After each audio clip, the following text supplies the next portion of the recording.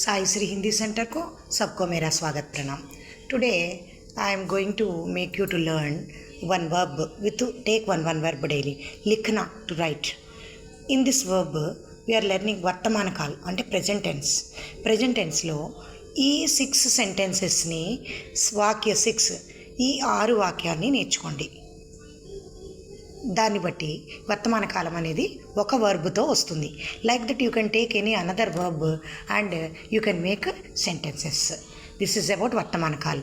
My లిఖతా హూమ్, I'm writing. యహ కానీ వహ కానీ. యహ అంటే నియర్ బై ఉన్న వాళ్ళని యహ, దూరంగా ఫార్గా ఉన్న వాళ్ళని వహ అని అంటాం. దట్ ఈజ్ అబౌట్ ఒక యానిమల్ కానీ, పర్సన్ కానీ, థింగ్ కానీ దేనికైనా వాడచ్చు. యహ వహ అంటే this, that, he or she. वह लिखता है, ही ఈజ్ రైటింగ్. ఏ వే అంటే ప్లూరల్ అనమాట. దే, వే లిఖతే హే, దే ఆర్ రైటింగ్. తుమ్ లిఖతే హో, తుమ్ వచ్చినప్పుడు హో వస్తుందని మీరు గుర్తుపెట్టుకోవాలి. తుమ్ లిఖతే హో, యు ఆర్ రైటింగ్. ఆప్ లిఖతే హే, తుమ్ ఏకవచనం, మనతో సమానమైన ఏజ్ ఉన్న వాళ్ళతో మనం తుమ్ అని మాట్లాడతాం. ఆప్ అంటే రెస్పెక్టెడ్, మనకన్నా పెద్దవాళ్ళని. ఆప్ లిఖతే హై, హై పైన డాట్ ఉంటుంది.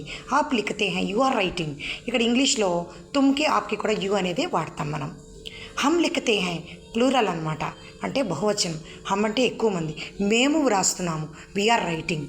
మై లిఖతా హూం, నేను వ్రాస్తున్నాను. వహ లిఖతా హై, అతడు వ్రాస్తున్నాడు. వే లిఖతే హై, వారు వ్రాస్తున్నారు. తుమ్ లిఖతే హో, నీవు వ్రాస్తున్నావు. ఆప్ లిఖతే హై, మీరు వ్రాస్తున్నారు.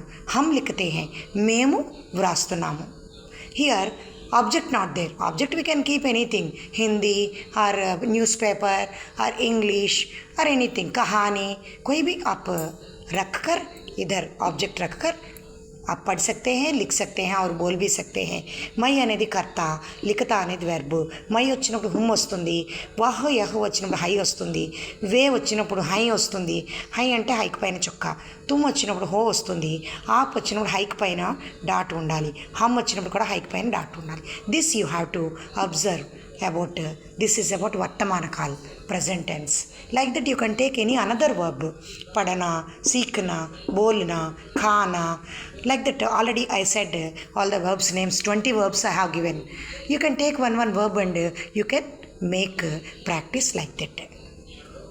इस प्रकार आप हिंदी सीखेंगे तो अच्छा होगा. धन्यवाद.